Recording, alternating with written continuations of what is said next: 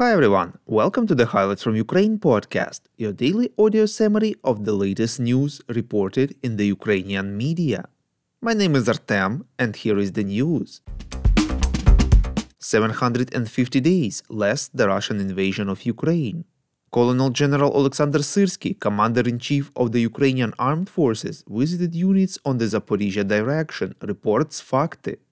The commander announced the start of a rotation and replacement process for units that have been performing combat missions on the front lines for a long time. He stressed that this is possible despite the difficult situation on the entire front line. Syrsky said that this will bring the situation under control and improve soldiers' morale and psychological well-being. Colonel General said that the confrontation between drones and electronic warfare at the contact line has come to the forefront, and the first country to get ahead of their opponent in the arms race will have a chance to win, reports Radio Liberty. Syrsky informed that Russia continues to attack Ukrainian positions near Robotyne and Verbove, but without much success. The fighting is characterized by numerous uses of drones of all types in combination with artillery and mortar fire.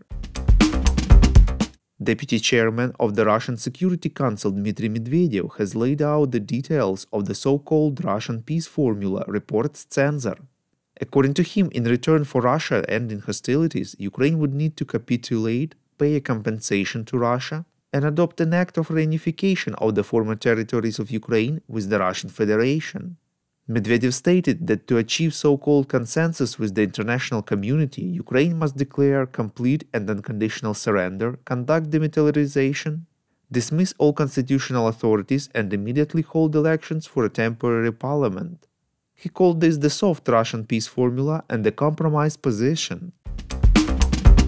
We would really appreciate if you could recommend us to your friends and family, as well as share information on social media. This way more people would learn about the podcast and truth about Russia's invasion of Ukraine. French President Emmanuel Macron has assured that he does not seek the escalation of a full-scale war between Russia and Ukraine, but considers Russia and the Kremlin regime adversaries of France. In an interview with the TV channels TF1 and France 2, the French president said that if Russia wins the war, the confidence in Europe will be reduced to zero. At the same time, commenting on the threat of escalation, which could spread active hostilities to other European states, Macron exposed hope that this would not happen. He said that there can be no lasting peace if there is no sovereignty, if there is no return to the internationally recognized borders of Ukraine, including Crimea. The French president stated that in the event that Western troops are deployed in Ukraine, French forces will not launch an offensive against Russia.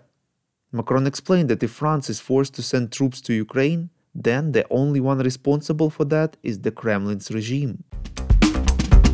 The BlackRock investment group announced its plans to register the Ukrainian Development Fund in Luxembourg, reports Forbes Ukraine.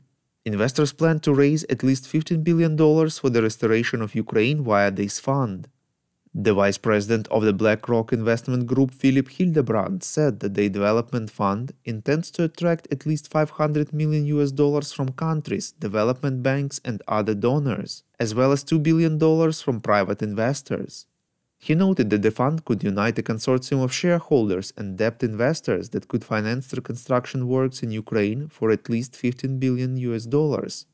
Last month, the World Bank and other organizations estimated the total amount needed to rebuild Ukraine after a full-scale Russian invasion at nearly $500 billion.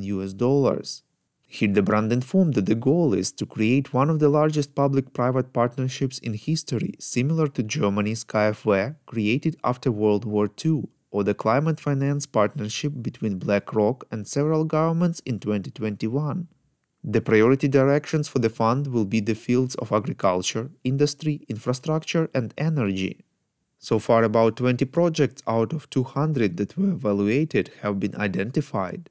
Along with the fund, a project preparation center will be created, which will deal with the search for investment and attractive ideas, ensuring their support by investors.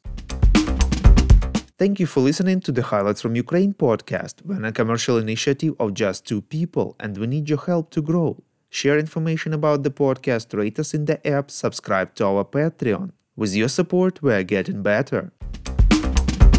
We call on you to demand from governments of your countries to impose the toughest sanctions possible on Russia and its citizens to stop their invasion of Ukraine.